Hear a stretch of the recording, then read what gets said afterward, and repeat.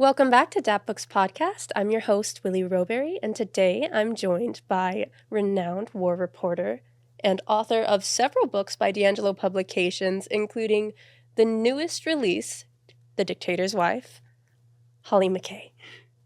Thank you for having me, Willie. Yeah, it's so nice to see you in person. The last time I saw you was a year ago, I feel like, think when you went. And we went to Ernest Hemingway's house, remember, in Sun Yeah. Valley. That was the last time I saw you. That was in January. January. Yeah. It was a long time ago. And since then, there's been a development. Yes, since You then. had a baby. Congratulations. Thank you. I told you this when I saw you earlier today, but that's such a big thing. Sorry. I It love is. babies, and It I'm so is. happy for you. Thank you. It's amazing. Raven, my daughter, she's amazing, and it's amazing part of life.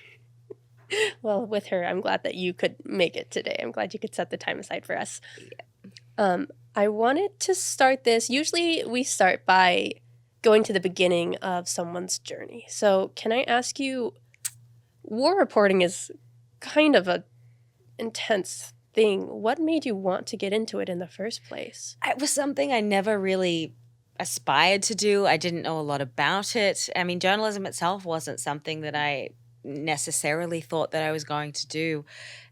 Growing up, I always loved to write. I loved very creative things, but my path was very much in dance, and I was a ballet dancer, and I went away, grew up in Australia, but went away from home to study that very young.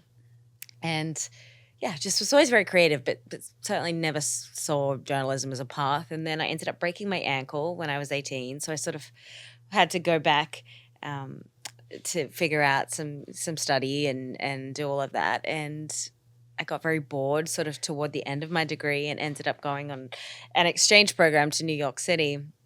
And there I randomly did an internship and ended up getting sponsored. I think I would just turned 21. So it was this sort of baptism by fire and a career that landed in my lap. And I think at that point I really had to decide if I wanted to continue to pursue my dancing, because I also had opportunities there, especially when I was in New York and I was dancing and as well, and the opportunities presented themselves for me there. And then this came, and I thought how unexpected and how special it was to have that at such a young age, that chance to do that, and with a big company. And they moved me to LA, and I started as general assignment. So it would be 1 minute I would be, at the Oscars, and the next minute I would be covering a Suge Knight trial in Compton Courthouse, or then I would be with Britney at a conservatorship, and then I was doing some sort of political investigation in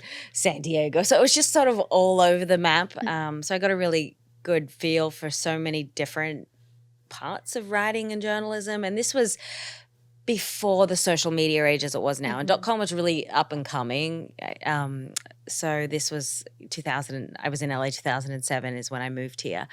And then I sort of started to do the war reporting. I always sort of developed a bit of an interest from it, just because I guess it was sort of sparked by friends of mine that had served in the military, and hearing their stories, and then having some opportunities to work abroad, and just being fascinated more by the fact of what I didn't know, and thinking to myself, how someone like me, who's pretty educated, who did well at school, who studied hard, how do I not know about these people, places, and what is really going on, and how wars come to be, and how governments dictate a lot of what we do, and it was really just a huge eye-opener for me. And I thought, gosh, if I don't know anything, I'm sure there's so many other people who also don't know anything, and how can I be more of a bridge to communicate a lot of that in a way that people can understand it? And that's sort of what really inspired me. And when I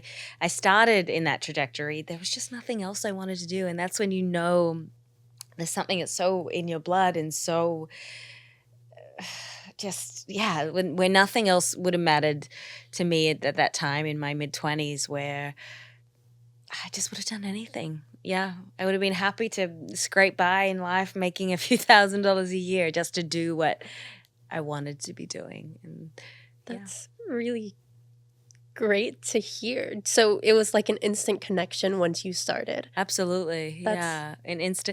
And I remember my first sort of trip that I was doing.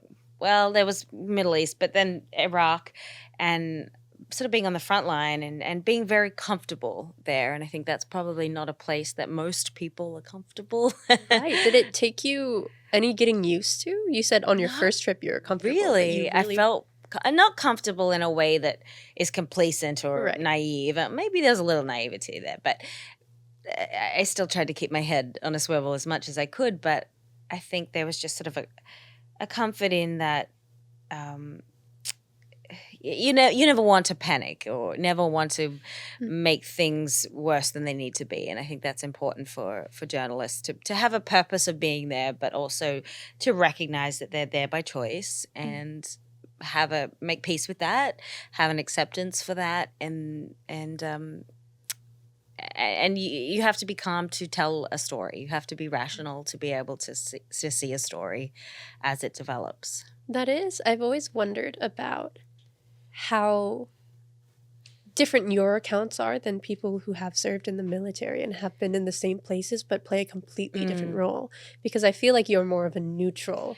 Absolutely, more of a neutral. And I think when you're in the military, and my partner was in the military, but it's, you're often given orders, or oftentimes there isn't always a huge amount of context, and you have to obey it generally. Whereas what I loved about journalism is you can be, I guess for me, as sort of rebellious as you need to be. And you can talk to anyone, obviously, in military or in any government role. You can't, talk to whoever you want. You have certain layers of permission for that. Whereas what I love about being a journalist is that freedom to talk to whoever I want, whenever I want to. Do you have like a certain agenda in mind when you go to a place like a war zone? Yeah, Do you try to talk to everyone you can, or is it more of a... I do. I mean, I usually go, and depending on what the assignment is. So when I was in my news days, I would usually pitch a couple of stories, to kind of get the approval to go of what I was going to work on. And that was good because it gives you a focus on who you need to meet and how you need to put things together. But when you're there, there's always other things that come up that are unexpected. And so I always account for those too. And you hear things or see things or experience things that take you on another path. So I try not to have too much of agenda, but I also don't go in blindly without any concept of what I'm doing. Because day by day it will always be different. Yeah. That makes sense. Yeah. Do you...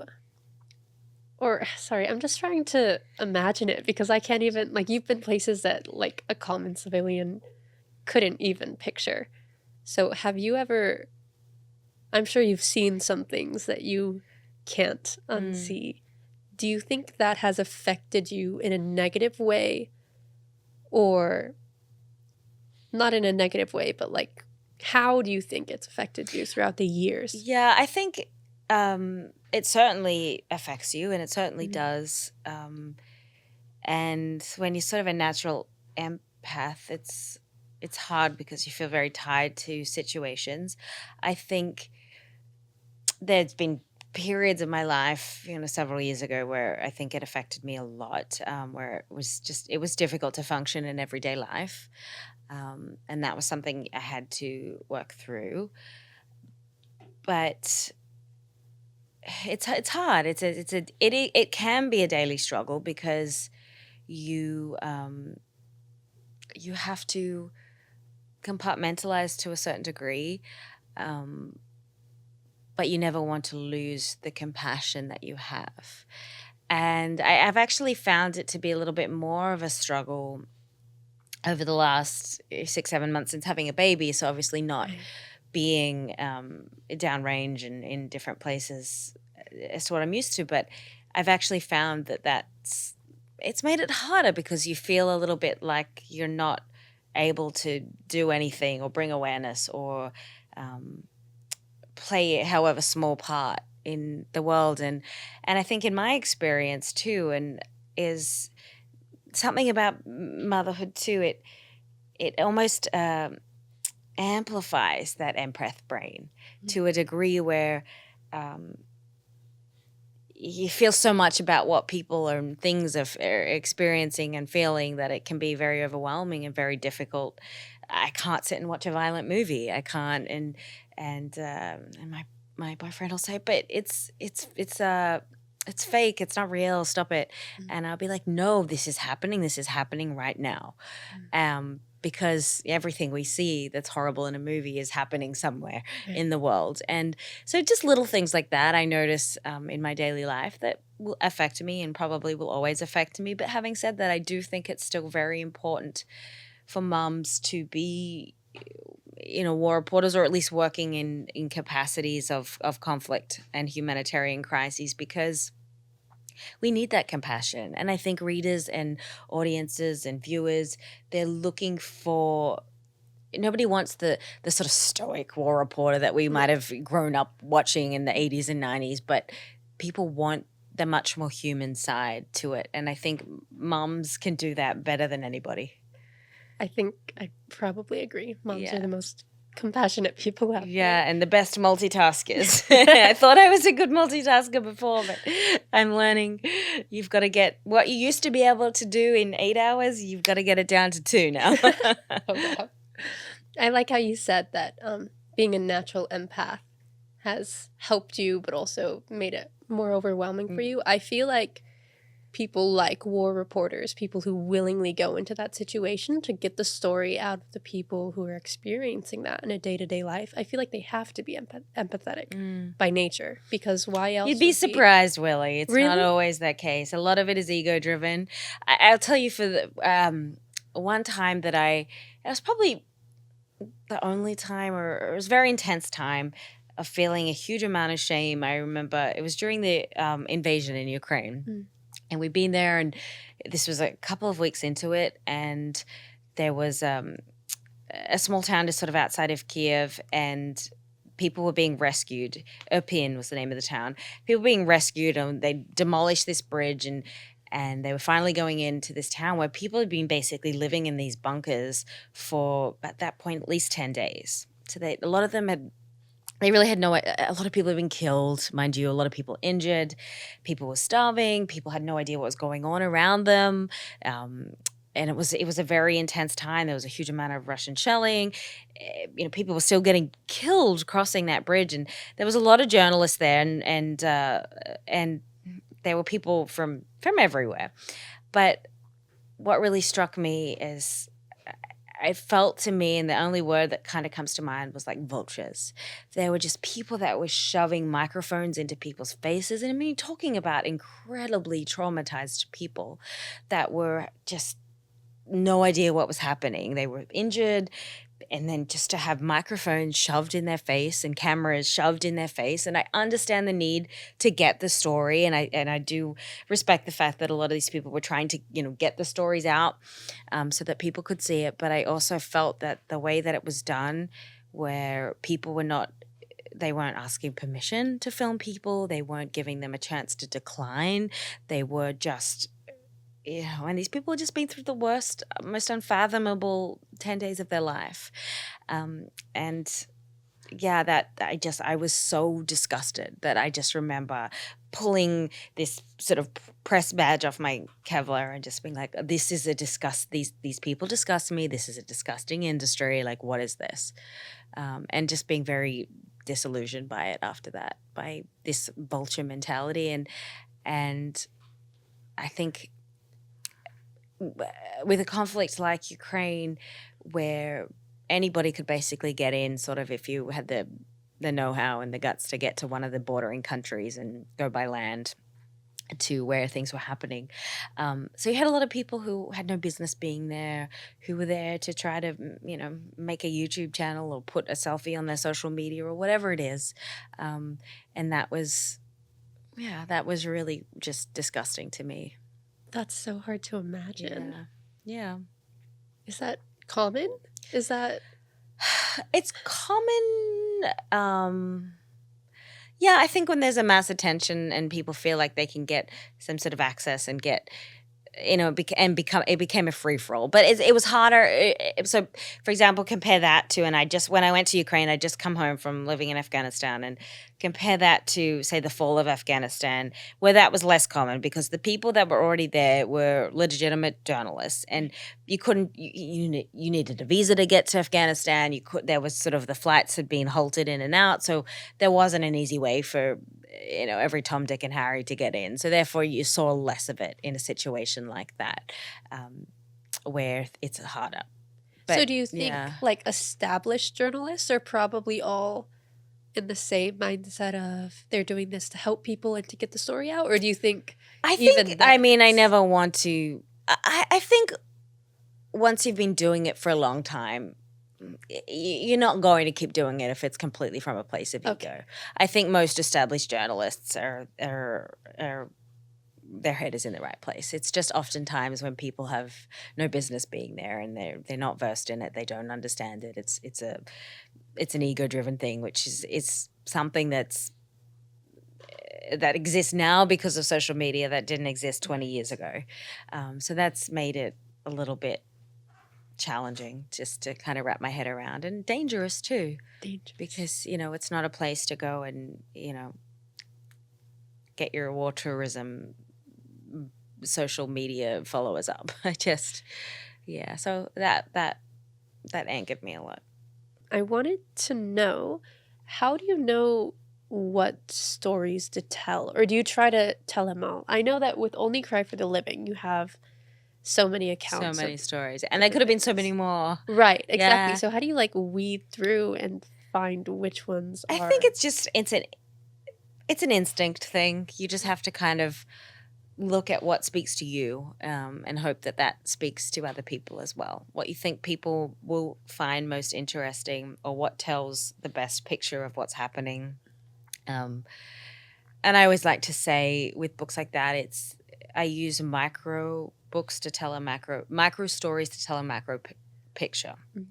So I think sometimes when we look at wars and conflicts and crises, there's a lot of numbers, there's a lot of statistics, and they can be very desensitizing. And I think once we're really confronted with personal stories and human beings, as opposed to facts and figures, then it's a very powerful way to tell a broader picture. Mm-hmm. And so that's sort of the technique that I often used as a day-to-day reporter, but also in the books, is to make things as personal as I can. Mm-hmm. I feel like Afghanistan, when I was reading through it and flipping through the book, because I read through the text before I saw the pictures, mm-hmm. and it is such a different experience when you can actually see what you're writing about too. Yeah. So that was, I don't want to say it like an incredible experience, because it wasn't. But it's a different experience. It was so different.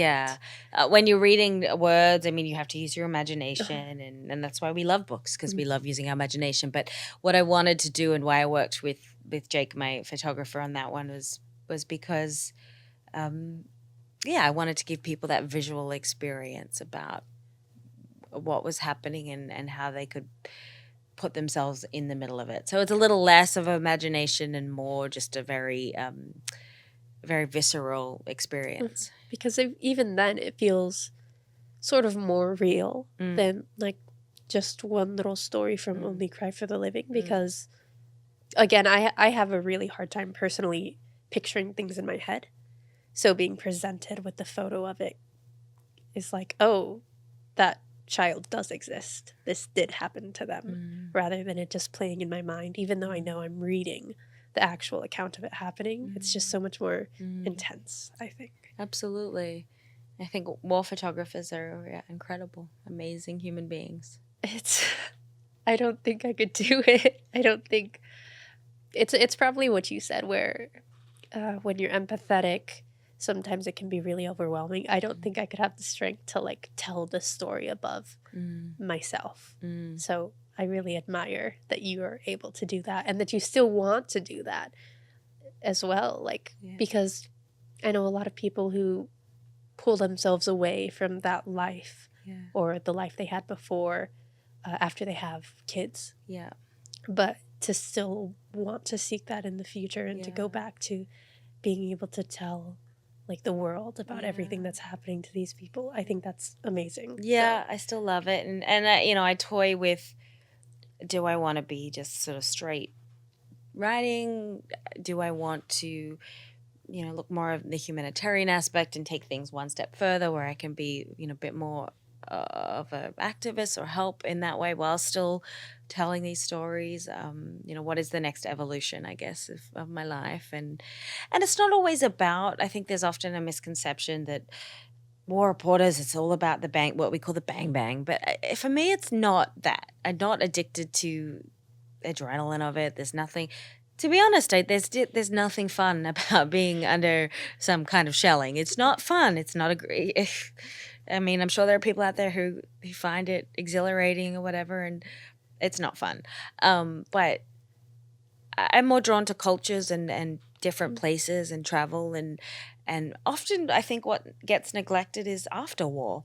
The media moves on to some shiny thing that's happening next, but we don't go back. We don't follow up with these people. We don't care about their lives a couple of years after. And I think those things interest me. And it's frustrating, I think, as an independent writer, because it's hard to get traction on a lot of those things just because, media outlets are looking for clicks and stuff that it may not matter to them. But I just think they are important things to document because we never look at ramifications. We never look at what really happens. And I think I guess I'm a bit of an anti-war war reporter because I've never seen anything good come out of it. Rarely. I don't think anybody wins in war. I don't think, maybe the arms manufacturers win because they can make good money. Right. But aside from that, I don't think anybody really wins. And oftentimes these things can be avoided, and yet there's very little attention on a diplomatic level to look at prevention in many cases. And I do find it all to be incredibly frustrating because so many lives are lost, limbs are lost, livelihoods are lost for no reason other than some people are on a power trip and it escalates and then it doesn't stop. Yeah. I'm so young, obviously, but learning about war in school is so much different than hearing someone who's been in the middle of it, who's been affected by it, talk about it. And I think, growing up, we're taught that wars are common, wars are way to, obviously, everyone's always warring. Sorry, that was a weird sentence, but no, I know what you mean. I sort of had the maybe a little bit opposite experience than you in the sense that I grew up in Australia. It was very idyllic, very small towns. We moved around to different small towns. And I knew that my grandfather, who I'd never met, who died very young, my dad's dad, had served in the Second World War. And so that was sort of my understanding of that. But I remember just thinking, well, that was so many years ago that there's no way that so in my rational brain was like, there's no way people can be having wars in this day and age anymore. This is the early 90s. And so then I remember being very confronted with seeing images on television. I think it was Bosnia at the time, and being so confused as to how a war in this time was happening. And like, isn't this ridiculous? Like, I thought we would have come way further than this. And that was, my very childhood awakening to the fact that, no, we haven't. But I still have that in the back. I still have that childhood reaction in my mind when war begins again, right, or continue. I just keep thinking, but this is so irrational. How is this in any way, shape, or form help anybody? And I still have that reaction and probably always will, because wars, for the most part, are completely irrational. And you can't make sense of something that doesn't make sense. Right. Maybe that's the reason why you want to keep going back, because you because I find it confusing. Yeah. And maybe this is a part of me that's looking for the rationale that I may never find, because I'm yet to find a convincing one that's worth the ramifications. Right. When you were talking earlier about how after the war, people kind of just move on and media moves on and people stop talking about it, stop thinking about it, it made me think about something that I read about how if a couple are together and one of them is diagnosed with like a terminal illness, I think one was more likely to stay throughout the entire, like, or the illness, but then if there's a chance of recovery, they leave during the recovery because it was too hard. So I feel like it's a good metaphor in that more of the problem, or not more of it, but the problem continues after the war is over. And no one really pays attention to how much effort goes into building up everything that was lost. And I don't think people really understand the scale of what was lost without looking at after the war's over. Because, I mean, in the middle of it, everybody cares.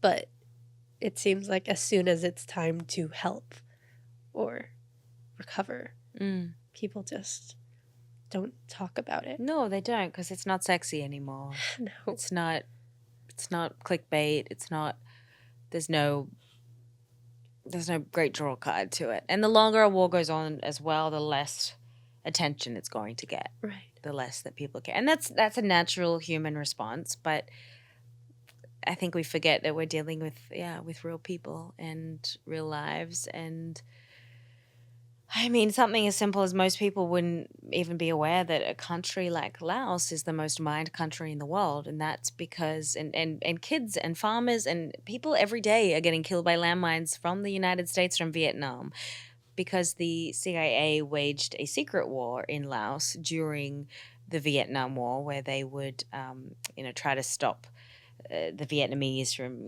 coming into Laos to using that to resupply and everything. But in that process, dropped a lot of bombs and never cleaned them up.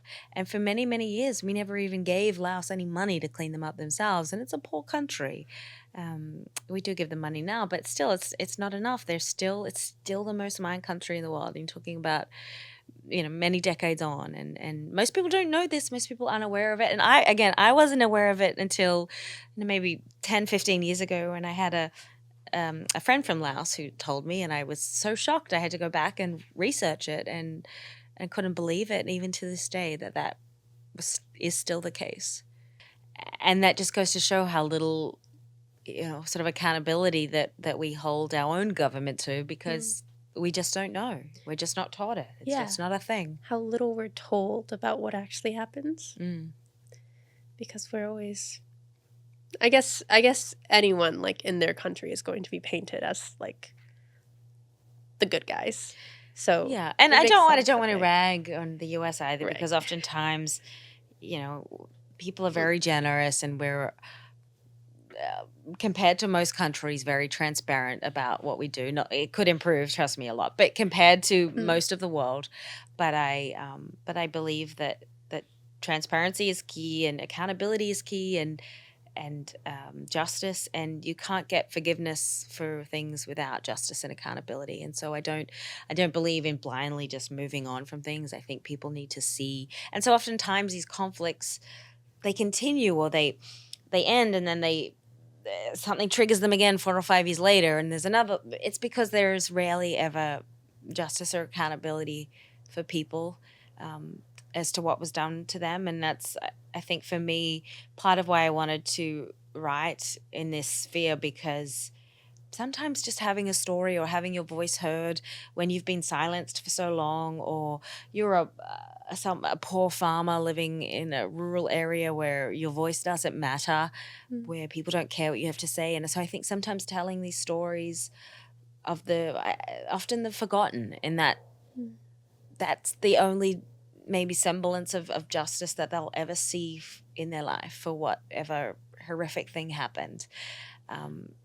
And so that's why I do think it is important to write, and it is important to listen to the people on the ground, and not to it's very boring, to be honest, to go in and listen to the officials and listen to the top government people, the diplomats, because they're going to spin a very different story to what is often happening. And I think for me, I'm much more interested in what's happening to the real people, not the people that are sort of sitting in their ivory towers.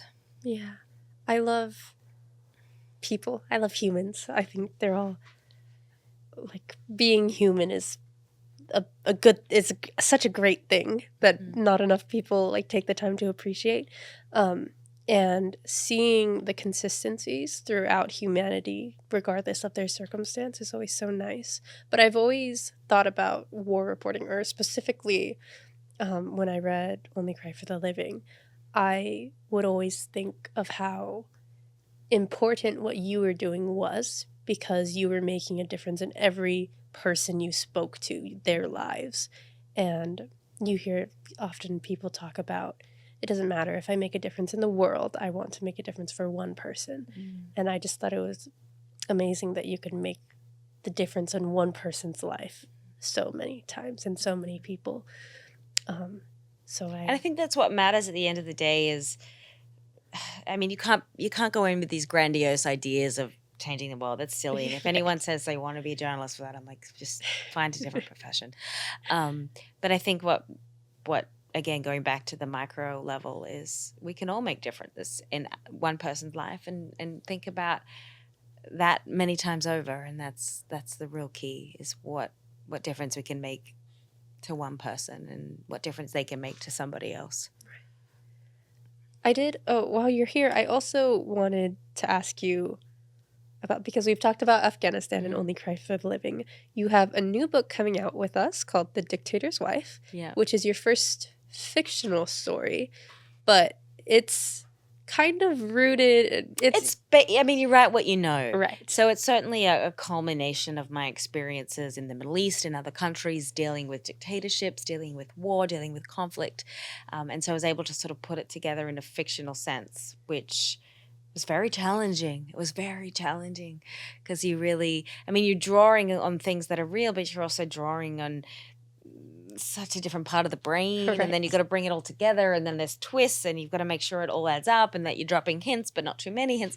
It was all very challenging. I found it much harder than the other books that I'd written, but I really enjoyed it, as being able to put together so much of what I sort of knew in a different light, and to create rich characters that were complex. And because, again, that goes back to oftentimes when you are doing news writing or other things, everything's very two-dimensional. It can be very black and white. He's evil, he's good. Whereas I think that is not reality. And fiction, ironically enough, gave me the space to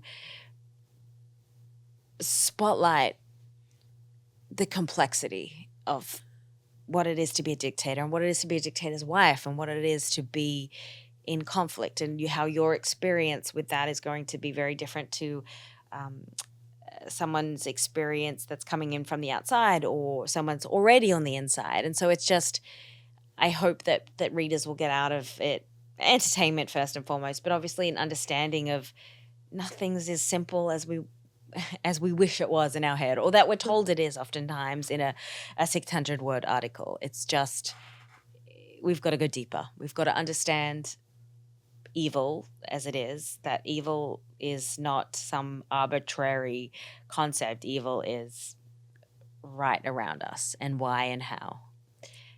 So did you decide to write this book? Did you want to write it in the first place in order to convey that message to your audience, or did it come about a different way? I think, I don't know if I started, and for me it was really just more of a personal writing exercise, more than I had any grand ideas about it. But then as I got into it, I thought, that I wanted to be able to convey that complexity, but complexity in a way we can all relate to. Because none of us, there's so many parts of who we are as a human being, and that applies to to a dictator and a dictator's wife in the middle of a war as well, that we want to look at them as just, oh my God, this person is horrible and evil, and yes, they do, and oftentimes are, but there's more to it than that. And it can be very conflicting because you want to hate a person, but you also realize, and I think that was one of the things I've spent a lot of time with terrorists and ISIS and Al-Qaeda and all these different people, I wanted to go in there hating them and then realize that they were human the way that I was human. And that was very conflicting for me to be like, but this person is awful, but yet they were also a baby once. They were also loved by their mother once. They were also a very innocent human at some point, and what happened and what changed. And it's hard to confront that, I think, because it's not the picture we always want to paint. I'm excited for it to be released. I'm excited for people to start to read it. If you don't mind, we do like having people read a little excerpt from their book when they're here. Okay, so we're going to be random about this. Okay. As a gesture of defiance, taking one of the many Mercedes SUVs replaced every 6 months with new custom models, I rise and leave before anyone can stop me. I disappear into the dawn darkness down the lonely Vey Road the following day. I don't tell anyone my whereabouts, not Taya, my husband, nor the security team. My life is mapped out for me like a ship I cannot steer, and I'm tired of being watched and followed. If my father does not respond to me from his residence just a block from the palace, then all I can do is assume he was out on the field, and I will find out what he is doing outside of Syra. I peel recklessly through the elegant, curvaceous streets, remembering the rush of freedom that comes with driving myself. Construction has already begun on a new airport road as quickly as possible after my husband's angry outburst at the traffic coming back from the airport. In most major cities, airport roads tend to zigzag across the landscape, respectful of people's land and homes. But SAFE demanded there be just one straight line slicing directly from the airport to the palace. Powerless peasants, individual property rights, never mind. SAFE's men will raise these squalid homes by the day's end. After squealing onto Vey Road, I do not dare to stop, zipping through the washed-out hues of grey, beige, and oceans extending beyond where water and skis submerge. I pass pockets of voluptuous beauty on a gentle winter morning, occasionally maimed by giant oil wells that cast space-like silhouette across the early light. In some places, rockets have crushed livelihoods like sheeting rain and ripping chunks of earth. I could not have seen these sights from my buffer of smuggled Dior dresses and restricted internet access and state TV. Farmers, with their summer sunburn and wrinkle-rimmed eyes, trudge through pastures garnished in snow. Now and then, there are neat squares of filmy color where blossoms shoot wildly from the earth. I accelerate onto a private road leading to the oil ministry's remote office and attempt to take photographs inside my head. I approach the copper gate, where two men, cradling AK-47s in a shack, the way some men carry a child, half snoozing by a small fire to stay warm. I need to see Bobby Russell, I snap curtly, stunning them from their slumber. The men look at me curiously, rubbing their eyes as if trying to discern why this woman is all alone in the middle of nowhere. My red eyes and raw complexion, free from curation and war paint, are the best mask I can muster as the ever-together First Lady. I know that was a random section you just pulled, but I feel like it was in the middle of like a saucy part. So kind of captures the essence of like the rebellion. Yeah, that was actually great. Thank you for reading. Thank you for coming here. Thank you to DAP Books for supporting me in my work, and it's been a good journey. We're always happy to do more with you. No, you create I love working beautiful with you books. guys. Thank you, and you're always great to work with. It's a great team, so I'm very, very grateful to you and Sequoia and Kim and Almer and everyone involved. So thank you. Thank you all for listening or watching to DAP Books Podcast. This has been Hollie McKay on our 8th episode of the podcast. Be sure to follow along on our socials. We're Dat Books Pod on Instagram and D'Angelo Publications everywhere else. Make sure to grab a copy of The Dictator's Wife, Afghanistan, Only Cry for the Living on our website, datbooks.shop. You can buy all 3 of them in a pack at a discounted price, so be sure to check that out. We post every other week, so check out our next episode 2 weeks from now. We will have Luis Benitez talking about his newest release, Higher Ground. Until then, bye.